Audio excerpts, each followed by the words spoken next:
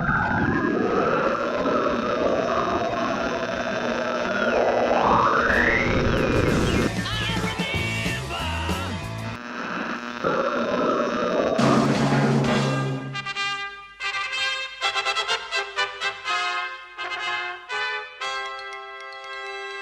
interrupt your regular schedule of Time Warp Radio to present a very specially broadcasted bonus episode. She's bringing the evil to Time Warp Radio today. Legendary cult leader and filmmaker and iconic drag queen, the whore for gore, Peaches Christ. Hi. Hi. Hi. I just want to tell you that I want to be you when I grow up. Well, yes, okay. I think from the outside it looks a lot more glamorous than it actually might be.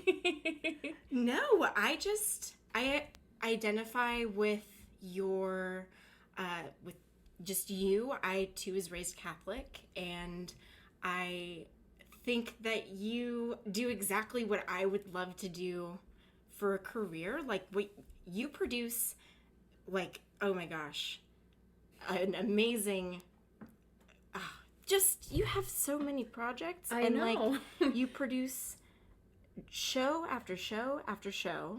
You're incredibly active, but then you're also a filmmaker of,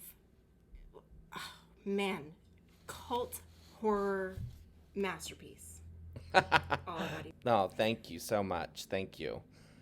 Yeah, I guess, I mean, it's not, I certainly didn't set out to do anything specific. I was just really lucky that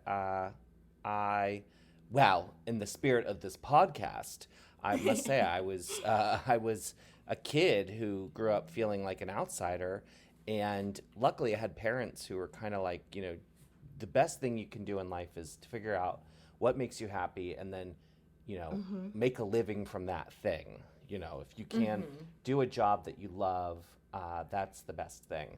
And so I loved all these weird things growing up, you know, horror and haunted houses and, you know, queer stuff that I didn't even know was queer. But it was when I was, you know, like in junior high that I discovered around the same time the world of John Waters, which for a kid, you know, growing up in Maryland was a big, big eye-opening experience. And then the Rocky Horror Picture Show. So, you know, those two things really, you know, at a very, you know, formative time in my life, 13, 14, 15 years old, really kind of blew my mind and sort of set me on a path, but not a path that I understood or could have predicted or mapped out. You know, it was just the path of don't dream it, be it, you know. Oh my gosh, yes. What were your first, which did you watch first? Did you watch Rocky Horror? Or what was your first John Waters film you were exposed to? Well, you know, it's funny. The first real knowledge I had of John Waters was while they were shooting and releasing the movie Hairspray, because in Maryland, you know, we're obviously... Good Morning Baltimore. Well, that came later. So that was the musical, which came, Yes. you know, sometime later. So this is the original movie with Ricky Lake and Divine. And it was made and filmed in Maryland and Baltimore, of course. And as a kid growing up, even just to hear that they were making a movie where I lived was amazing, right? But then to hear that it's a movie about racial integration and being fat, and that the mother in the film was played by a man, whoa, you know, that was just outrageous. And so I couldn't believe that this movie was made so close to where I was growing up, and that it was shot in neighborhoods I recognized, and that it was truly transgressive. You know, I mean, you know, it's such a great movie.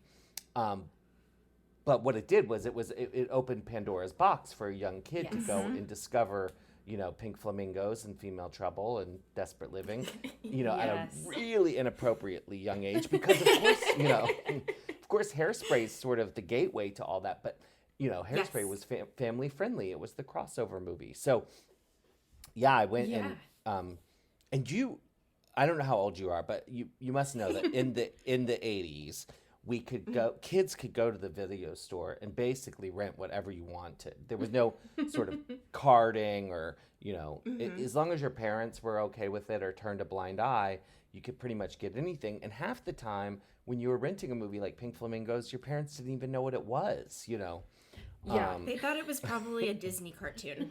Right. It's very colorful. It sounds very fun. And, but that was actually controversial because we went to my friend Kathleen's house on the Eastern Shore, and her older brother had rented it for us. And he was gay, and he knew exactly what he was renting.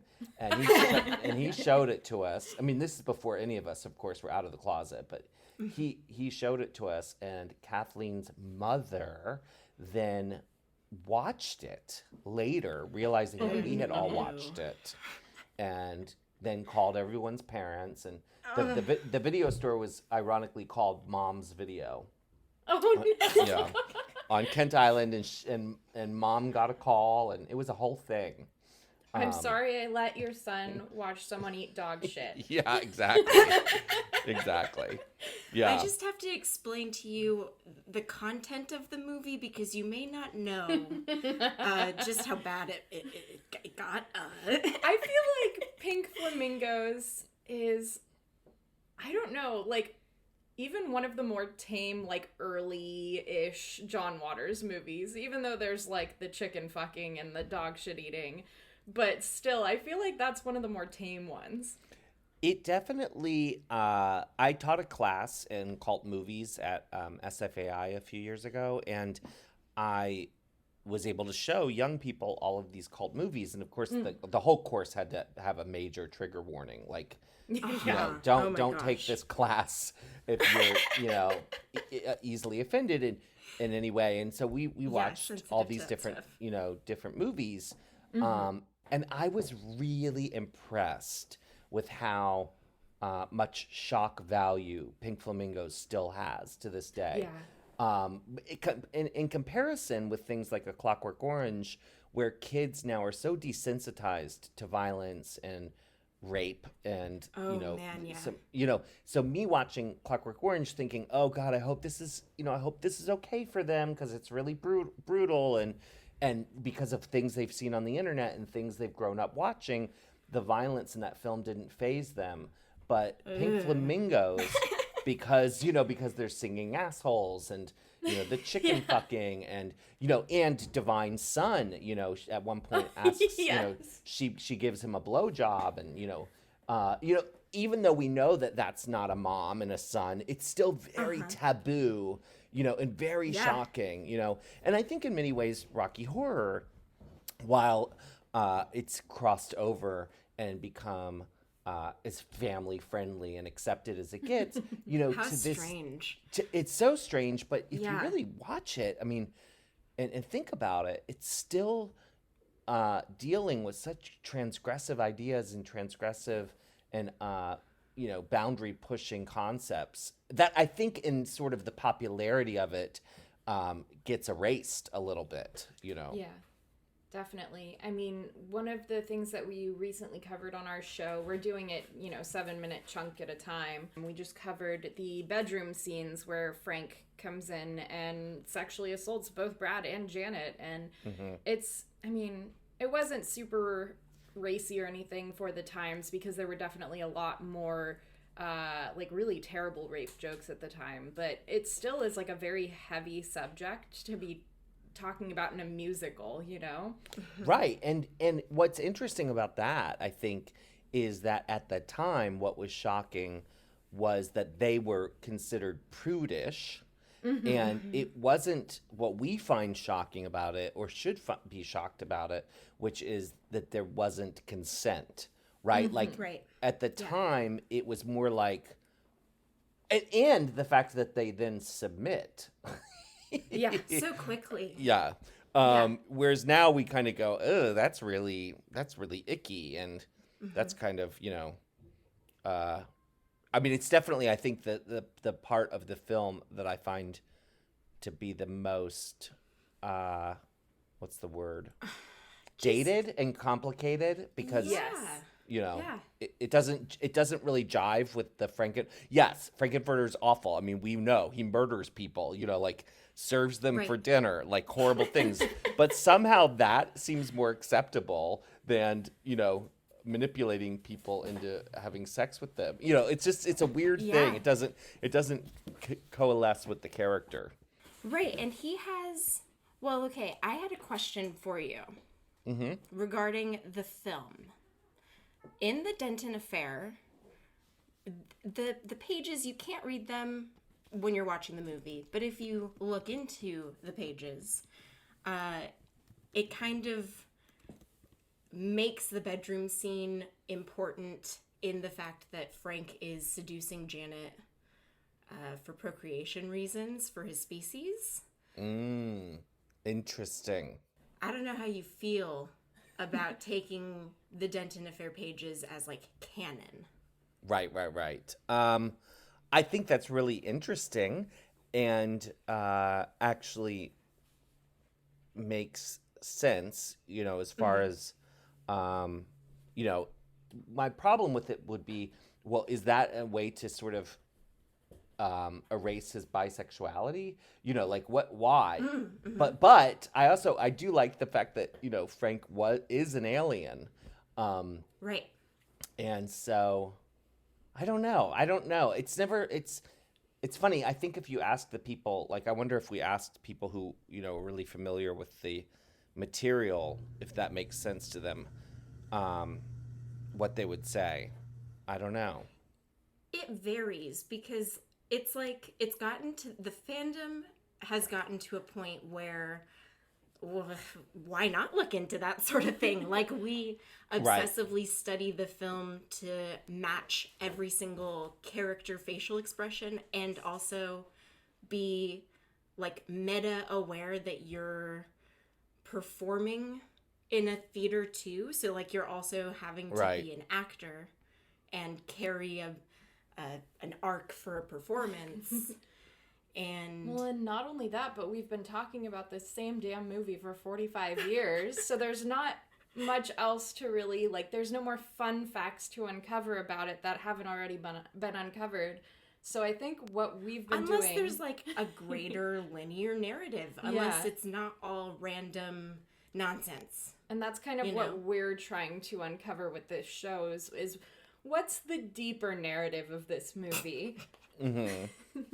Well, it's true. I mean, it makes sense. I think we want to live in these worlds that, we all loved The Wizard of Oz growing up. Who doesn't want to, end up in the Emerald City and go visit the witch's castle and all that amazing stuff. So, kind of expanding upon that universe, I think in some ways, it's why Shock Treatment was so reviled, when it came out, was because it dared to change the universe and the rules, and, we weren't kind of in the same world.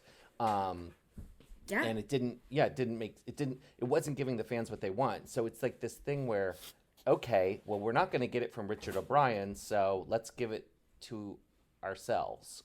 Which I love, Yeah. So then you watched John Waters movies, and then you watched Rocky Horror for the first time. You were immediately obsessed then too, right? Yeah, and I mean, in Maryland, there was we'd go to the Marley Station Mall, and there was a shadow cast there, and so it was one of the few things that I was allowed to do. As a young teenager, that was late at night, and also I was a nerd, so I wasn't looking to be out partying all night. So my parents actually trusted me, so I was allowed to do things at a young age, and I remember going to that screening the first time and just being completely flabbergasted, and just. I thought it was so, I mean, again, growing up really in this sort of stifling Catholic school environment where kids were mostly, the heroes were all jocks and, it was very cliched. I didn't find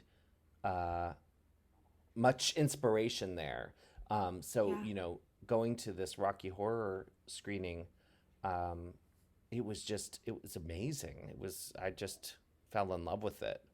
And there wasn't that kind of event for like any other movie in our area, because I wasn't able to get, even in DC and Baltimore, DC and Baltimore aren't New York. They're not San Francisco or LA. So there weren't, fantastic, fabulous movie screenings going on, So Rocky Horror was like the closest thing I had to anything fabulous, in regards to cinema exhibition.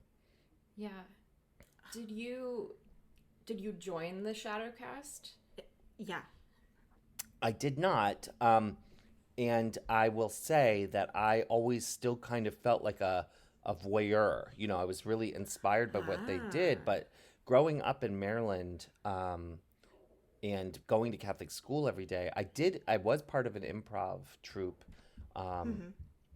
which was fun, really great. And certainly I learned a lot. And I was, of course, in drama, at the drama club at school and everything. But of course. But I wasn't. Yeah, of course. Yes. I wasn't. Same. Yeah. I was like, very aware that part of my survival was to sort of be as stealth as possible. So to get away with as much creating. So I wrote plays and I directed and created a haunted house and did all that stuff as a kid. But I was very aware, even things like going to see Truth or Dare, Madonna's documentary, I did secretly because I knew that it was a tell. And so ironically, going to see Truth or Dare would have been considered more gay than even, going to Rocky Horror at the time, because Rocky Horror was more punk rock. And but a teenager going to see Truth or Dare was one thing, I mean, I even snuck in to see, Paris is Burning when it was out in theaters. Because I knew that a kid my age, it only meant one thing, if you were interested in that movie at that time. So yeah, I'm sad to say, but I was too focused on just getting out of Maryland safely. Hey, there's nothing wrong with voyeurism. If anything, yeah, exactly. Ruth and Magenta tell us right. That's like the lifestyle to lead, essentially. Well, exactly. And then you got to San Francisco, and I mean, sooner or later you did make those dreams come true, and you were able to put on Rocky Horror. Basically, and do it all the time. Oh my gosh, they're incredible. I have not seen it because I don't live near enough. Where do you all live? We're in Orange County, so we're like just a teensy bit too far for it to be super convenient to make it up to San Francisco. But every single year I would see your casting for your show, and I'd go, this is the year I'm going to go. This is the year I'm going to go, year after year, and then I've never gone. Right. So you have to obviously resume when... Please, we're begging.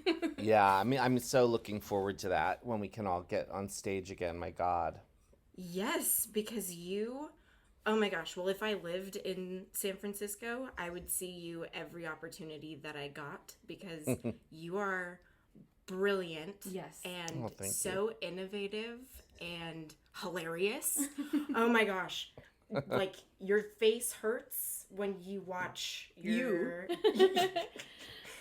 just are you're so great at improv. You have great jokes. I just could talk. Oh, thank you. We could gush about you for hours. Literally hours. Oh, please don't. It makes me very uncomfortable. But I appreciate it. I do. Thank you. No, it's just like there are certain people that you just get drawn to. I mean, even just the sound of your voice makes you want to keep listening. And even before I knew who you were in a broader sense, I was just like, oh, Peaches, Christ, that's the one that does the San Francisco thing. And then I would like sometimes hear you on like an interview or something, and it's just, your voice makes people happy, I think is what draws people to you. You're a good storyteller. You are. You're a very good storyteller. Thank you. I appreciate that a lot, because that's the thing. When I talk about like what I do, ultimately I'm like, it's all storytelling. Whether I'm, creating a show for the stage, or I'm speaking in front of a class, or I'm making a movie, for me, it all begins and ends with what story do we want to tell? And that's why when people say, "Oh, you do all these different things," and I'm like, not really, because I don't actually, I don't film. I'm not, I'm not a good camera person. I'm not a good prop builder. I'm not a good costume maker. But I can create a story. So that's the through line for me, is the story part of it. Well, it's been 10 years since All About Evil. Mm-hmm. So surreal. We were supposed to do a big 10-year anniversary show this year. I think you should instead bring back the Midnight All About Evil tour. I would. I don't know if I'm up for that. That was one of the harder things I've done in my life. But I was going to do, we were going to do it at the Victoria Theater, where we shot All About Evil, and do a big reunion show, which I think we'll still do. It's just weird that we couldn't do it this year. And then we thought about doing it online, like getting the cast together, Natasha and, Thomas and Elvira. Cassandra and everyone. Yeah. And doing like an online thing. And then I kind of said, you know what? I want to do it in person. We'll just wait, Yes. So, yeah. Count us absolutely. in, we'll be there. Fabulous. That would be... So I would love to hear in your words, your synopsis for this off-the-wall bonkers, like, meta movie that you made. Sure. Well, I mean, the thing is a lot of people don't know that I was running a single-screen old art house movie theater, which is what I was doing to pay the bills. And so Midnight Mass, the show that I did originally, before it was at the Castro Theater, which is a big movie palace, which is where we do our shows now. It's 1,400 seats, and it's in the Castro, and it's historic, and it's amazing. Well, of course, I didn't start at the Castro, I started at a little theater that was like a 400-seat theater called The Bridge, which has since closed, sadly. But I knew it was going to close eventually. The writing was on the wall, and part of the motivation for me writing the script for All About Evil was, what lengths are we willing to go to save these sort of old movie houses? And so I came up with this character of this young woman who inherits this old movie theater from her father, who's kind of a William Castle type, and she's a librarian, and she's very mousy, and but in order to keep the bills paid, she ends up starting to screen her own short movies, where she's actually murdering the people in the movies because she snaps and she kills her evil stepmother, and it sends her on this journey of becoming this kind of vapid, power-hungry directress. And it's really, again, much like Rocky Horror and the world of in the films of John Waters, I created a very specific surreal universe, where these people, these characters, because she puts together this crew, with evil twins and, a sort of a meth addict usher and a Vincent Price style projectionist and, old man named Mr. Twiggs. This was all just like a total fantasy for me, and they make movies based on the great works of literature, and but they're slasher movies. So A Tale of Two Severed Titties, and The Naming of the Shrew, The Slasher and the Rye, and it becomes a success in San Francisco. And her biggest fan is this kid named Steven, who's a high school student who loves horror movies, and he gets all wrapped up into it, and he's the one who figures out that she's murdering people, and that kind of sends us into the third act, and and so I mean, ultimately, 10 years later, I've been talking more about all about evil and lately than I'm used to. And it's like, oh, I get it. Like Natasha Lyonne's character, the lead, the Deborah character, who's the filmmaker, Natasha's character in many ways is sort of Peaches and sort of my sort of vision of Peaches of like this sort of crazy cult leader putting on a show and doing, crazy things. And then Steven, the high school student, is really more Joshua. And, so if you were going to do a psychological breakdown of the film, you've got both parts of my personality, kind of battling each other. I love that so much. So I don't think so the company that I worked for, The Bridge, was run by a company called Landmark Theaters. And, as I became more successful, as a theater manager and then as Peaches, I have to say Landmark Theaters really, really supported me.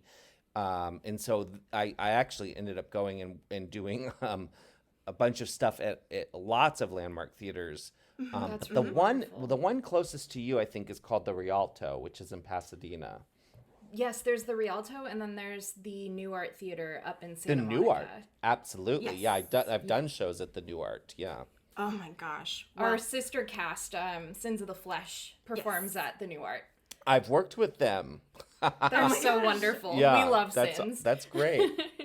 Yeah, well, if you ever want to do Peach-n-Furter.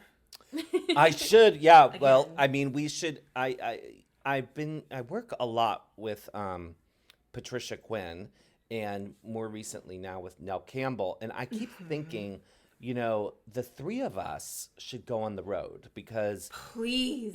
I get along with them so well. They're so lovely to work with, and Barry Bostwick is also lovely. Barry's such a sweetheart. Oh my gosh, yes. One of the last shows I did, the only show I did this year, was a Rocky Horror show for the 45th anniversary with Pat and Barry and Nell. And I was saying to them, we should take this show on the road. We should do it, we should do it. So who knows, maybe for the 50th. I don't know. I don't want to wait that long though, No, I want to just do it start- now, but Start performing it now, and then it'll be massive by the time. right. I had questions about them too, because you've had like you just said, you've had a long relationship with them, and you frequently moderate interviews between three gigantic personalities that just like will yell "shut up" to each other to like Yeah. because they're old friends with so much chemistry Friends still. for decades and decades. Yeah. What is that like? For you, Yes. specifically. It's hard. Because I feel like as Peaches, my role with all of these shows, whether I'm doing a Rocky Horror tribute or a John Waters tribute, or I've done so many of these types of shows, with big fan, what's the word? Audiences, fan-based audiences. So they're not just your average movie-going audiences. Like I create shows where people who come are obsessed with these things. Yes. And so my job and the way I look at Peaches is I'm a channel for that love and that admiration. So I don't like it when I go to shows with people I admire and the host or the MC is trying to be on the level of the guest. It's like you should be there to enhance the experience, to navigate it, to be entertaining, Absolutely, but never. yeah. But it's always to showcase the guests of honor. Now, with one person at a time, because I've done shows with just Barry, and I've done shows with just Pat, and or just Bruce Campbell, or just whoever, Right, yeah. Elvira or whatever. It is so much easier because you're dealing with one big personality and you're showering them with love and affection and attention. But any show I do where I've got more than one person on stage, it becomes challenging because, you're then trying to showcase people. Now, if it's a director and an actor, it's not as hard because they each get a different kind of attention. Yes. But if it's actors, especially 3 actors from the most beloved cult movie of all time. I'm not going to lie, it's hard, when you've got Pat, Nell, and Barry, 3 larger than life superstars, in their own right. Each of them, could fill each of them have hours. Huge fan bases individually that each want to see equal interview content from every single one of them. Yeah. And like you say, because they've been friends for so long and they've known each other for so long, there's a comfort with being direct to each other that is can be kind of shocking. And and I also like them because, especially Pat and Nell, I think Barry, well, it's funny, I'll say this, and I don't talk about this very often, but I've noticed that, I don't think I've ever talked about it in an interview. I've noticed that the cast, the family that existed in London for the stage show, obviously bonded to such a degree where you can tell by the way they talk about each other, and the way they talk about Rocky is often the stage show more so than the movie. Yeah. And so Pat and Nell have a different bond with each other than they do with Barry. And the Hollywood film experience, the way I would describe it, is the London folks that had already done the stage show showed up there, and the Brad and Janet were really like Brad and Janet, because here are two Hollywood actors who've been in movies, meeting these British freaks who are truly punk rock, truly punk rock, truly queer, truly weird, completely, truly from the underground. So you've got Richard, Nell, Pat, and Tim, of course. And then you've got Meatloaf, Susan, and Barry, who are the epitome of Hollywood. And so I think to this day, that's still the way it is. So Pat and Nell can kind of fight with each other in a way that 2 sisters would. I mean, real sisters. They banter. Yeah. Yes. It's intense. And then the 2 of them will resent Barry the way, the way that they probably did, all 45 years ago. But I think, all together, they love each other. I think they really do love and respect each other. But I think that bond between Pat, Nell, Richard, and Tim, especially, is, it's just so palpable. Strong. Yeah, it's so strong. It's so intense. It's so familial. And so Barry is a little bit of an outsider. You could totally see the bond between Nell and Tim during the Wisdom's Halloween live reading. Like, it seemed like a brother and sister, like, talking to each other. That's what it's like. And I think probably Jim Sharman as well, because even though Jim isn't, in the spotlight as much as they are, as far as these sort of reunion shows go, when they're talking, it's the same way with John and Mink, the way they talk about Divine or Edith Massey. Like, if you weren't part of that, I mean, these people were all part of this thing before it was a thing. That's gotta affect your trust, Whereas by the time they're making a movie in LA, it had become a thing, obviously. Yeah. So I think that kind of a bond is so fascinating and so sweet and so special. But then when they get in a fight in public, it's very uncomfortable and very real, But they totally are sisters. You're totally right. Yeah. They bicker just like sisters, but then they still absolutely love each other. Yeah. In the end. So for sure.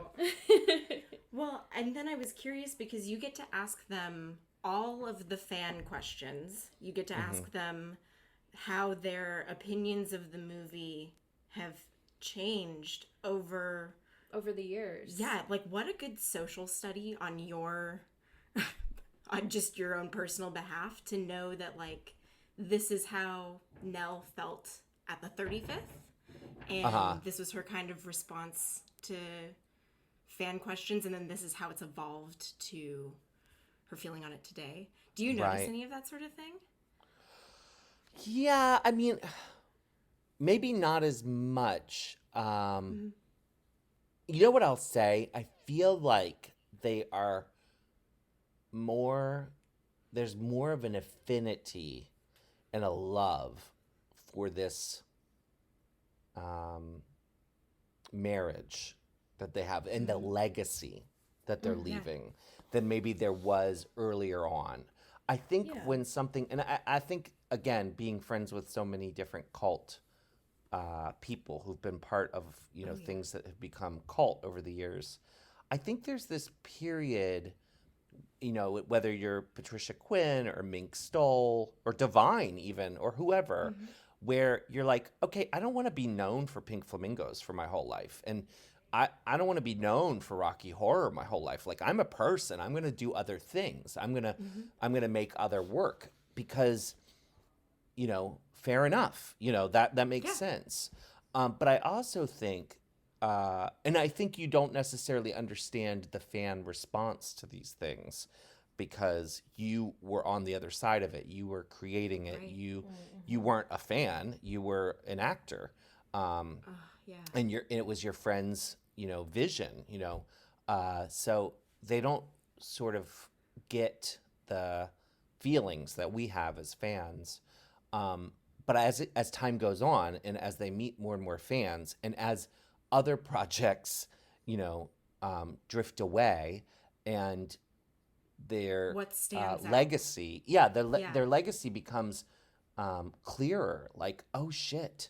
Like, you really get the sense now that Mink, Patricia, not so much John Waters, he doesn't engage in it, but I think Patricia, Mink, Nell, Elvira, Cassandra especially, they now have a much better understanding, a deeper understanding of how they've changed people's lives that I think even 10, 20 years ago, it was uncomfortable for them to even acknowledge it. It was something they weren't comfortable even acknowledging or that they understood. I remember being with Mink Stoll once. This is years ago. And someone came up to her and showed her a tattoo that they had. And on one arm they had Divine. And on the other arm they had Mink. And they both were from Pink Flamingos. And the guy walked away. And I knew the guy. He was a sweetheart. He came to all my shows. And he's still a friend of mine. And I hope he doesn't listen to this because he doesn't know this, but he walked away and Mink was like, God, what a fucking weirdo. And, and I remember thinking like, he'd appreciate that compliment. He'd be like, she called me a weirdo. I love it. Right. But she meant it like, life goal achieved. She didn't mean it as a compliment, and part of it's like for her, it'd be like you or I, someone coming up to us and saying like, look, I have pictures of you and your friend on my arms. Like, they don't see it from our perspective. They don't really get it. Now, over time, today, I think all of those people have a better understanding. And I think part of their understanding, and I think Nell actually articulates it a lot, is how much they've done to open doors for queer people and outsiders and depressed people and people who don't feel like they fit in, and more important than the legacy of making the movie is the effect the movies had on the lives of people it touched. So I think they know now. Anyway, sorry, that's a really long-winded answer to your question. No, because I was just going to ask, because you've said before that Rocky Horror saves lives. Yeah, and I was going to ask you to tell me more about that. Well, I think, it's funny because there was this campaign a while ago that Dan Savage did called It Gets Better, where it was Dan basically Savage. Yeah, and it was a really cool campaign, and it was to really let kids know who were feeling alone that it gets better. And if you're, especially if you're queer and you're, you know, in a family that is not supportive, or a community that's not supportive, Absolutely. that it gets better. And so I was thinking like, what was my It Gets Better video? You know, and I was like thinking about it, and it's like, oh, well, it was the Rocky Horror Picture Show, you know, because watching it and finding the community around it, it really let me know that there was a place for me. And just the fact that weirdos would even make that movie, you know, that, you know, I felt like they understood me so well. And I think, you know, Rocky Horror, especially because of like the literal community that it gave rise to, you know, it was a place for people who didn't feel like they fit in, you know, to the other sort of traditional gathering places for teenagers, like, you know, athletics and music or whatever, you know. And Rocky Horror was kind of this other thing, you know. And I do think, you know, the It Gets Better campaign was, you know, in a way designed to help lower the number of people who killed themselves that were LGBTQ. And I think Rocky Horror has, you know, done that for people. I absolutely agree. Yeah, that makes me want to cry. I totally identify with, all of it. It totally was a respite for an otherwise very strict Catholic upbringing that I didn't even know it could be like this. Like, what? That's so cool. And people perform the movie? Like, that's kind of weird. Like, that's theater, and it's also, I love movies, like, and I'd acted as a kid, so I was always wanting to, like, fill that bubble and, you know, do what you love. It doesn't feel like work. Yeah. I guess that kind of answers another question I had for you of, like, Rocky Horror ... as a religion ? Do you know what I mean? Well, it's funny because I feel like creating a show called Midnight Mass, where we screened, oh my gosh, I wanted to talk to you about that too. Yes. Yeah, where we screened movies like Rocky Horror and, you know, whatever I felt like was worthy of celebrating. You know, to me, I started to argue that for some people, the cinema is our church, and it's where we go to worship what we love. And, you know, I love that. And so I'm much more comfortable worshiping movies and getting together, you know, sharing a fellowship with other weirdos who like the same movie. And I think it's a much safer religion. So I really believe in, you know, making, you know, of course my stuff was all tongue in cheek and parody and making fun of religion in many ways. But brilliant. You're a drag queen performing as Peach's Christ, holding midnight mass services. Yeah. That like ladies like my mom would be like, oh, they're having a midnight mass on a random Friday? I'll go to that. Oh yeah, they had people show up. We had the League of Catholic Voters protest us, you know. It was crazy. Yeah. So yeah, it's like I'm not really a fan of religion. So it's was my way of kind of saying, hey, if I love these things, I'm going to make this my religion. And so we did. Yeah. So if you can't pick Rocky Horror, what is the ultimate midnight movie? Well, let's say we can't pick Rocky Horror and we can't pick Pink Flamingos. Okay, fair. I would say, for me, probably Showgirls. I love Showgirls. Yeah, I love it so much. And I think it fits into that canon of, you know. Absolutely. I think Rocky Horror and Pink Flamingos, Showgirls, and Mommy Dearest. You know, like there's these certain things that are just like, oh my God, to see them with an audience, like in a full auditorium late at night, you know, just relishing in the insanity of all of it. But yeah, probably my pick would be Showgirls. I love it. Do you have a favorite movies list? Do you keep track of those kinds of things? I don't, because I get too OCD about, you know, like Yes. what you know, it would be like torture for me to put together, you know, a top favorite. Now, you know, I'm often asked what my favorite horror movie is, and so I basically usually answer with A Nightmare on Elm Street. But mostly what I mean by that is that it was the most inspiring to me because it was mixed fantasy and horror, and you know, Freddy was so sassy. But I don't like picking favorite anything, you know. What about the third Nightmare on Elm Street, Dream Warriors? Oh, it's just brilliant. It's so good. I mean, and it's the gayest one. It's so good. Yeah, it's so well. The gayest one is actually part 2. Part 2, you would say? Yeah. So part 3 is Dream Warriors, where all the teenagers join together. Oh, that's the one when they're in the mental asylum. Yeah. Yes. Part 2 is actually where the Scream Queen is a man, played by Mark Patton. He plays Jesse, and that was very, very gay. I mean, so gay that it's almost shocking now when you rewatch it, because you're like, how did they not know that this was gay? Like, they say they didn't know they were making a gay movie, and you watch it and you're like, how? So, you know, and if your listeners are, well, both so it's funny, I've kind of become the cult movie queen who's in guru. Documentaries now. Yeah, so there's a documentary called You Don't Know Me about the Showgirls phenomenon of Showgirls being, you know, a cult movie, and people hating Showgirls but then loving Showgirls.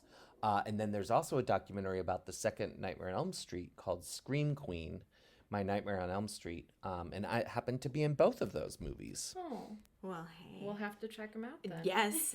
100 Yeah, they're both %. really good. That's the other thing. Like, I was so excited to be asked, or I'm always excited to be asked to be in anything. No, But- anything you touch turns to gold because you're No, just I don't magic have like anything to that. do with it, though. I was just asked to be in it. There is plenty of things I've been in that I will never talk to you about. You know, that I you know, that probably won't ever see the light of day and haven't really gone anywhere. But both, I mean, You Don't Know Me opened at the Tribeca Film Festival. It's played all over the world. Scream Queen is now streaming on Shudder, and it was one of the top movies of the year. So I'm so proud of those filmmakers, because honestly, I've nothing to do with the making of those movies other than showing up for an interview. And you know, it's both movies are about things I love, 2 movies I love, and it's so cool that they've done so well. So Yeah, that's incredible.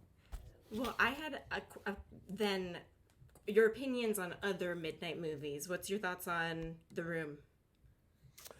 So I have mixed feelings about it. I think The Room is really, really interesting and enjoyable, and I actually really liked the what is the James Franco movie The called? Disaster Artist? Yes, The Disaster Artist. Sorry, I forgot for a moment. I thought that was I really enjoyed it. But when I went to see The Room in San Francisco was where it was one of the first places to become a real midnight movie, because it was shot in San Francisco, and San Franciscans were really obsessed with it. The screenings at the Red Victoria Movie House, rest in peace, it's no longer there, but the screenings at the time were created by someone who worked with me on Midnight Mass, my stage manager, Sam Sharkey, who is he's a lot younger than me and very cool and very sweet, and he started this thing, and he invited me, and of course I was like, of course I'll come. So I went, and what I didn't connect with as much was the audience seemed to be making fun of the movie cynically more than celebrating the movie. And I went to a screening where Tommy Wiseau was there, and so what a guy. I was uncomfortable. It was awkward for me as someone who puts people up on a pedestal and celebrates them. Yes. You know, like if I ever brought Elizabeth Berkley to midnight mass, which I would love to do someday, no part of me would be making fun of her. None. Yeah, And absolutely. if the audience made fun of her, I would be mortified. So what I did not connect with in terms of The Room and its fandom was sort of the snickering. You know, it was like, I didn't particularly like Tommy Wiseau. I wasn't a fan of the movie enough to care, but I went to this screening thinking that fans of his would be super into it, and it was just Would be into I it don't know like how to- Rocky Horror. More Yeah, like it was, but the it was jokes weird. are in jokes. We make the callbacks because We love it. we Yeah. know the line so well that like we know whatever joke could be the setup to that punchline instead Yeah. of it being like Making fun of it. yeah. This was more like hate watching. People enjoyed, but anyway. So I've never done The Room.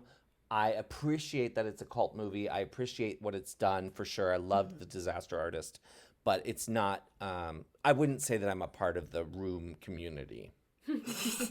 You're not in the room. I'm not really in The Room. No.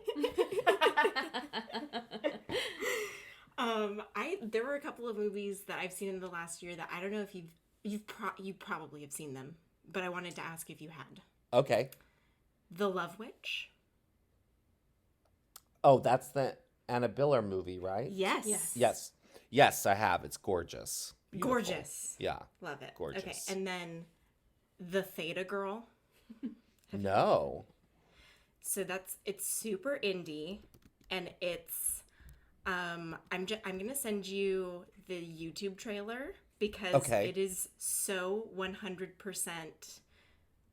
If it was not directly inspired by All About Evil, it's definitely yeah. It's about a bunch of college age kids that one of them has access to a drug called Theta that literally takes them mentally all at the same time to a different plane of existence.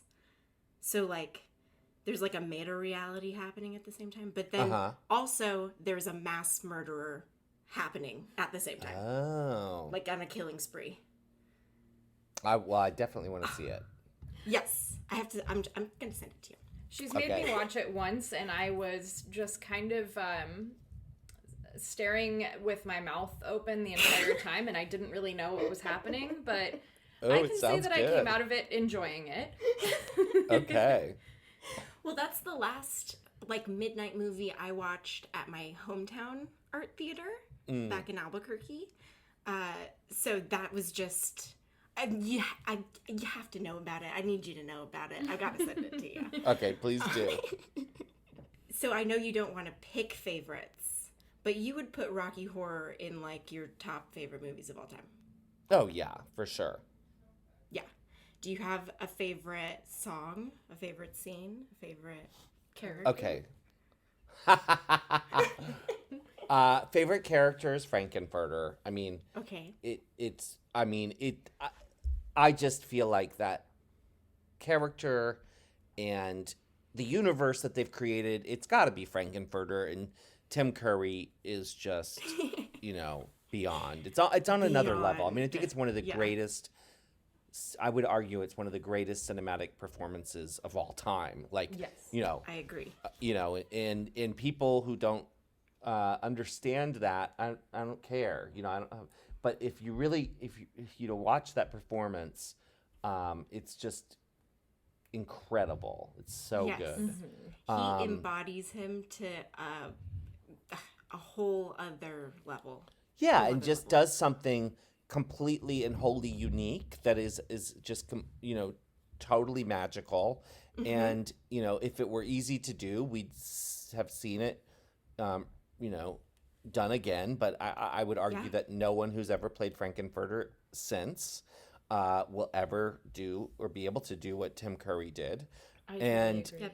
yeah, and the same can be said for Margaret Hamilton as the Wicked Witch of the West. It's like there will never be a Yeah. Wicked Witch that's better than Margaret Hamilton. Oh, It's absolutely. there will be good witches. There'll be people who play witches, and it'll be. But that performance is so iconic. It's so part of the fabric of our culture that it redefined what a witch is. And Tim Curry did that with Frank-N-Furter. Let's see, a favorite song. I mean, I guess I'm Coming Home would be, I don't know. Pick. I don't know. Because I like the them all. ballads? I do. I'm Going Home. I'm Going Home, or what science fiction double feature? I don't know. I don't know. It's so hard to pick. Yeah. I'm sorry to be putting you through this. Oh, that's all right. That's all right. And as far as a favorite scene, probably the whole arriving at the castle,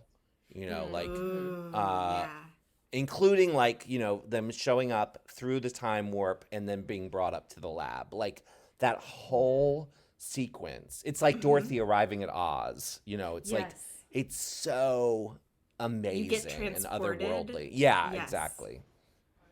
Yes. Oh my gosh.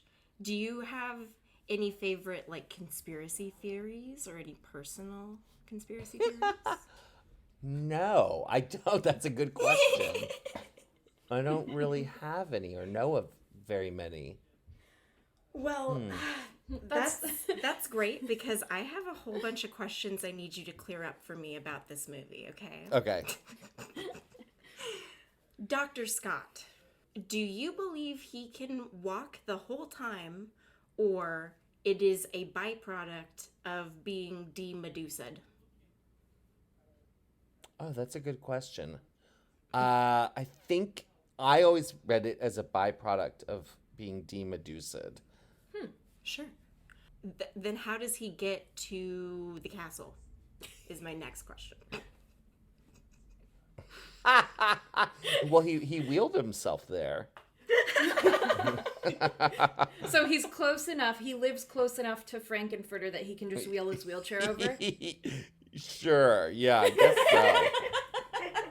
Yeah. Because if he's that close, does that mean Brad and Janet could have just as easily walked to Dr. Scott's residence instead of poking around Oh, at that's a good Frankenstein question. Place? These are the questions that keep us up at night. Oh, that's hilarious. Yeah, but I can't figure out why he'd want to be in a chair. Like, he didn't use it to any great effect, Well, okay, so we talked about taking the Denton affair as canon, right? Uh-huh. In Dr. Scott's statements, there is a joke in there that the reason he's wheelchair bound is that he slipped on a banana peel. And he's now Oh. too scared to walk and slip on another banana peel, so he's just using a wheelchair now.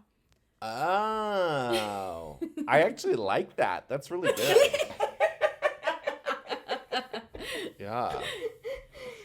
Because then it's also like, I want to see an alternate timeline Rocky Horror where, Brad and Janet are like, no, that castle was kind of freaky. Maybe we should just keep walking in the direction we were supposed to be driving. And maybe it's Right. on the other side of the dead end sign. Maybe that's just to throw people off of Dr. Scott's personal driveway, His alien Maybe. hunting. But why wouldn't Brad know he's over there?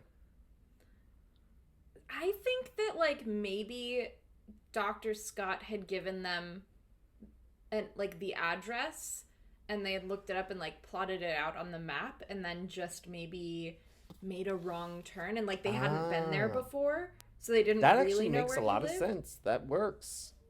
That Whereas adds up. I think they went the right direction. Brad was paying a lot of attention on the drive, took the right turn, and then it was truly like a... I don't remember this dead end sign being here. Yeah, we've been here a bazillion times. It's usually a clear path. I thought we took the right turn at that fork back there. Mm-hmm. But then I'm also wondering if Dr. Scott did send Brad, Janet, and Eddie as a first wave to go spy on Frank-N-Furter. right, and to get some alien intelligence. Huh. Because he's described as the rival scientist, you know? Right. Oh, yeah, that's true. So we're just trying to, like, figure out what the actual relationship here is between Dr. Scott and Frank-N-Furter. Yeah, because they definitely are aware of each other. Dr. Scott's who actually introduces everybody watching and Brad and Janet to Frank-N-Furter for the first time. He's the first person to say his name. And he says they meet at last. So right. I'm wondering if they, because then too, Frank-N-Furter makes insinuations that Dr. Scott was a former Nazi doctor doing human experimentation. And it's all just very confusing. His character, oh man, I think about Dr. Scott. I don't want to say he's my favorite character because he confuses me. I wonder if you could ever, I would love to see a script from the stage show. You know, yeah. I've never read that. I don't know if that's available. You know, I wonder, it would just be interesting to see where all this stuff, you know, like how it started. Like, you know, Patricia tells the story of, like, you know, the time warp wasn't in the stage show. You know, Richard O'Brien and his wife wrote it overnight because Jim Sharman needed something in that moment. You know, so it's sort of like, I wonder if there was more, I wonder if Dr. Scott made more sense earlier. You know, like, and somehow it got convoluted along the way. It got too much went flying everywhere. Right. Because it's I also like, think that a lot of it just didn't make sense, and they were okay with it, you know. Yeah. Sure, because it's like, he has this note from Eddie, right? That he reveals during the dinner scene. How did he get that note? I always thought it was like a letter that was sent. By post. That's why it's taken him a couple of days to come investigate. Yeah, exactly.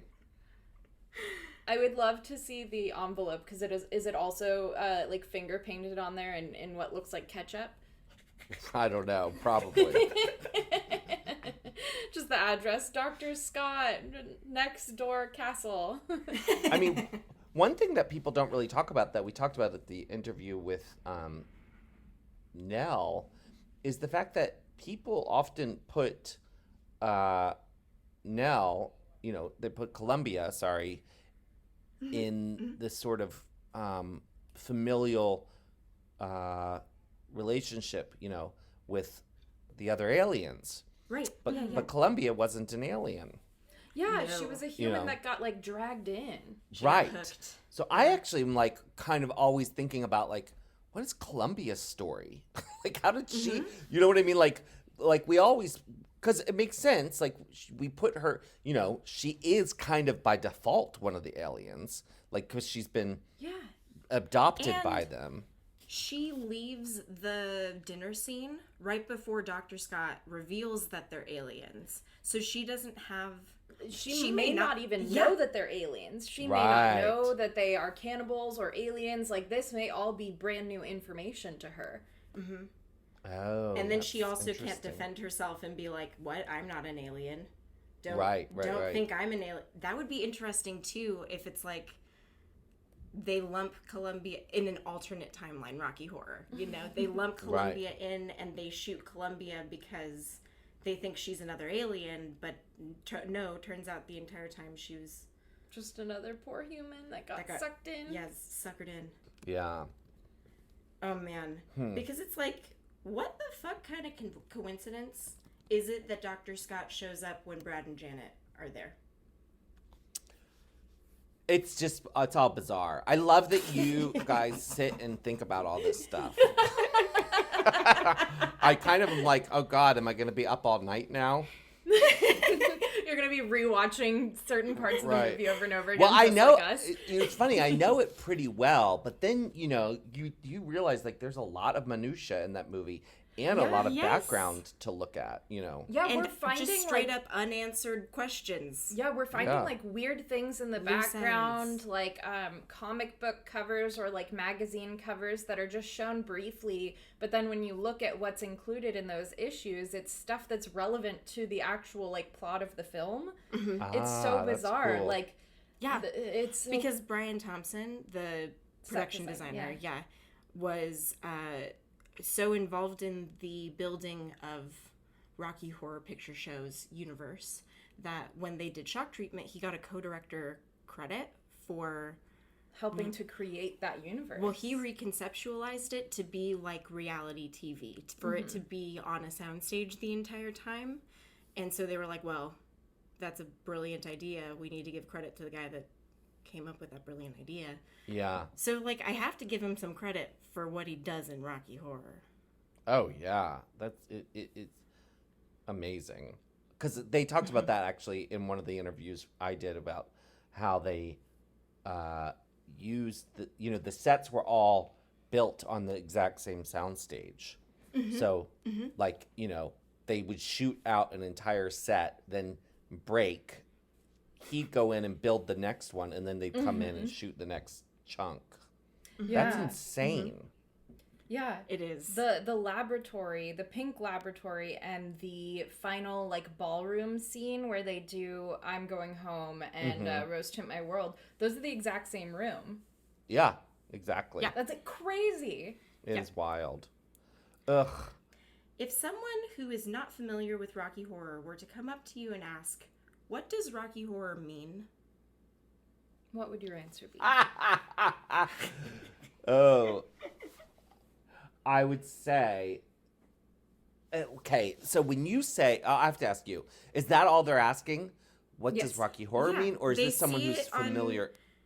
On, like, the website that they're selling tickets at their art theater, and they know Okay. that you're really familiar with it. Like, should I go to this? What does this I would mean? say- What is it about? I would say Rocky Horror refers to one of the greatest cult movies ever made, or one of the greatest stage shows ever made. And because you're so unfamiliar with it, and you don't know how to answer that question, my advice to you is to go see this, immediately. Don't read anything. Just go see it and experience it and enjoy it. But it really means what's the word I want to use? It's really all about self-expression and following your dreams, being your Perfect. dreams. But then on the flip side, I love that Rocky Horror is, really about the Frankenstein monster. Yes. Yeah. And the whole thing is really a send up to the Universal monster movies. And so is Death Becomes Her, which, I was thinking about a great double feature between Rocky Horror and Death Becomes Her. They have a lot in common. That's would be something a you guys can perfect talk double about in feature. another episode. Yes. Heck yeah. What a great idea. And when we bring you to the Frida, we can do the double feature. Perfect. There we go. And then is there anywhere, tell us where we can find your latest stuff, where we can look at you and ogle at your beauty? Yeah, just quick plugs. Well, let's see. I'm verified, meaning I have a check mark next to my blue name check mark. on She's Facebook, fancy. Twitter, and Instagram. So you can pretty easily find me at any of those. And then my shows, now my online shows have moved to peacheschrist.live. And I'm doing now merchandise with a company called Bay Merch, where they feature Bay Area artists. And so if you're interested in seeing what merch is available for Peaches, that's baymerch.com. Love Perfect. it. Thank you so Yes, much. thank You're you welcome. so much. Thanks for having me. Thanks a million times to Peaches Christ. And thank you for tuning into this very special presentation. And don't forget, on Wednesdays, we watch Rocky. Bye. Bye. Please don't forget to rate, review, and subscribe. It really helps us out, and we appreciate all your feedback. We'll see you next time.